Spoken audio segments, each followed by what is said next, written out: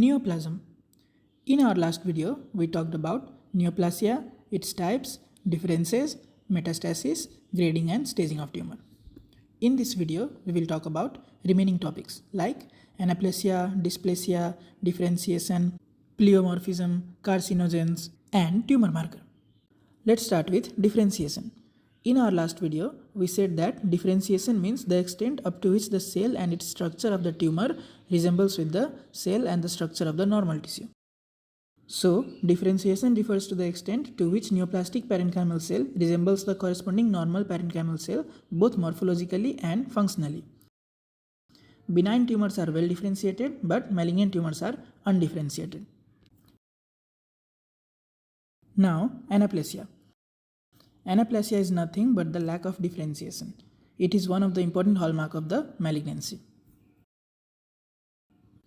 Then comes dysplasia. Now these terms might look similar and mean similar, but dysplasia means disordered growth which is characterized by loss of uniformity of the individual cells as well as the loss of architectural orientation.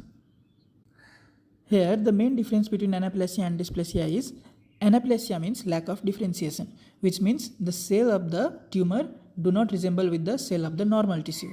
But dysplasia means cells of the tumor are different from one another itself. Lastly, pleomorphism. Pleomorphism is once again nothing but the variation in size and shape of the cell, and it is the characteristic features of the anaplasia and dysplasia.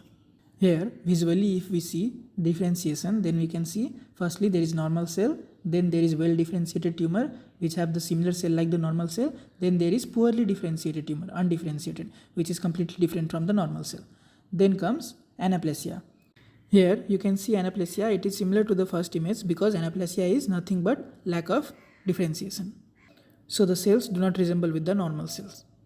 Then comes dysplasia. Now this also might look similar, but here the thing is the cells of the tumor do not only not resemble with the normal cell, but they do not even resemble with one another, which we call it as disordered growth, which means the cells of the tumor are different from one another in itself. Lastly, polymorphism. Polymorphism means variation in shape and size of the cell.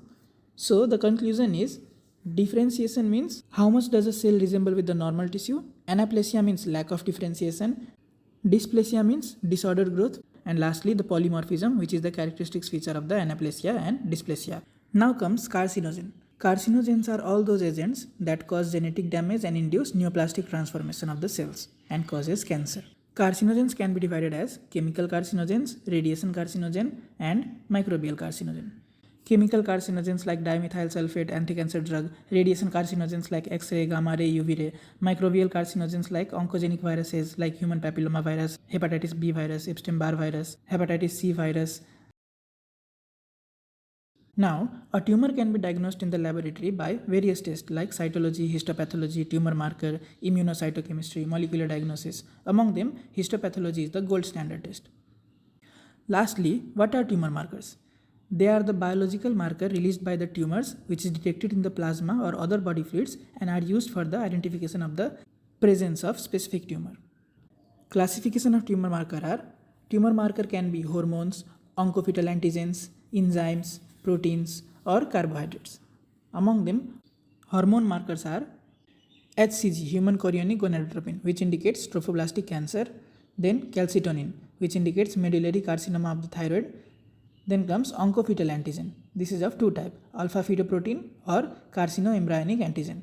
Alpha fetoprotein indicates liver cell carcinoma or germ cell tumor, whereas CEA indicates carcinoma of the colon, pancreas, lung, stomach and heart. Then comes enzyme marker. They are prostatic acid phosphatase, which indicates prostate cancer. Then comes protein marker like immunoglobulins, which indicates multiple myeloma, prostate specific antigen, which indicates prostate cancer. Lastly, carbohydrate or glycoproteins. They are CA125, which indicates ovarian cancer, CA19.9, which indicates colon cancer, CA15.3, which indicates breast cancer. This is all about the neoplasm. Actually, neoplasm is a huge topic and there is a lot more to explore and learn. So these are some of the basics that I could cover in this part 1 and part 2 video. Hope you like it. Thank you for watching.